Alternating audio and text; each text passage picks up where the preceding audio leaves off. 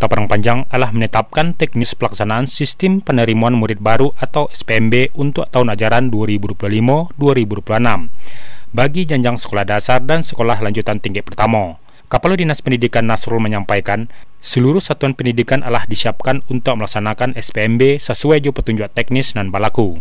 Nasrul mengatakan SPMB tahun ko dilakukan secara daring dan luring jo mengemukakan prinsip transparansi, objektivitas, serta akuntabilitas. Jalur penerimaan dan tasadio meliputi domisili, afirmasi, mutasi, dan prestasi. Disdikbud juga lah menggelar bimbingan teknis untuk kepala sekolah dan panitia pelaksana untuk memastikan kelancaran proses SPMB. Masyarakat dapat mengakses informasi lebih lanjut mengenai SPMB melalui laman resmi SPMB Parangpanjang atau posko informasi di masing-masing sekolah. Nasrul berharap SPMB dapat berjalan tertib, lancar, serta memberikan kesempatan pendidikan yang adil dan merata untuk seluruh anak di Kota Parangpanjang. Dijalikannya untuk jenjang sekolah dasar, pendaftaran dilaksanakan pada 23 hingga 25 Juni 2025, pengumuman pada 28 Juni 2025, dan daftar ulang pada 29 hingga 30 Juni 2025.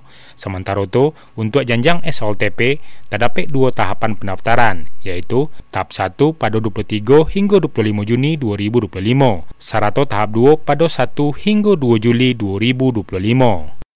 Pertama, untuk SD kita hanya buka satu kali penerimaan, 27, 28 kita verifikasi, 29 kita pengumuman, tanggal 1, tanggal 2 kita pendaftaran ulang. Jalurnya ada 4, pertama jalurnya zonasi, yang kedua afirmasi, yang ketiga perpindahan orang tua, dan keempat jalur prestasi. Untuk jalur zonasi di Padang Panjang kita buka 2 zona, Kecamatan Padang Panjang Barat dengan Kecamatan Padang Panjang Timur untuk SMP.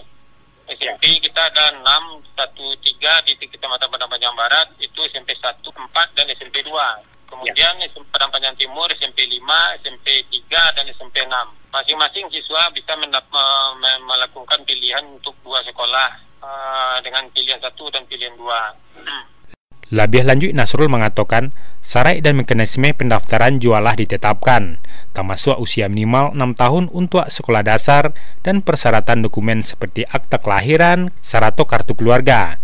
Untuk SLTP, syaratnya adalah lulusan sekolah dasar, serta dokumen-dokumen lainnya seperti kartu keluarga dan bukti keikutsertaan dalam program bantuan pemerintah. Nilai batas minimal untuk jalur prestasi itu 85, nilai salah satu nilai. Yang kedua, kita lebih mengedepankan kepada sertifikat dukungan akademik dan non-akademik, Olimpiade SN, kemudian O2SN, apapun juga FLS2N untuk bidang kebudayaan, seni dan budaya, serta juga TAFIS. Jadi seluruhnya nanti kita peringkat sesuai dengan tingkatan, apakah tingkat kota, apakah tingkat provinsi maupun tingkat nasional. Yang kedua, itu ada pembobotan. Yang kedua, untuk TAFIS juga nanti kan kita peringkat, TAFISnya berapa juz masing-masing dari siswa kita juga kita adakan peringkatnya. Nasrul menambahkan, Disdikbud jualah menetapkan kuota jalur penerimaan untuk SD serta SLTP. Jo komposisi dan berbeda-beda untuk setiap jalur. Daya tampung disesuaikan jo kapasitas ruangan belajar di masing-masing sekolah, dan seleksi akan dilakukan sesuai urutan prioritas jalur serta persyaratan alah ditetapkan jika jumlah pendaftar melebihi kuota. Nofri melaporkan.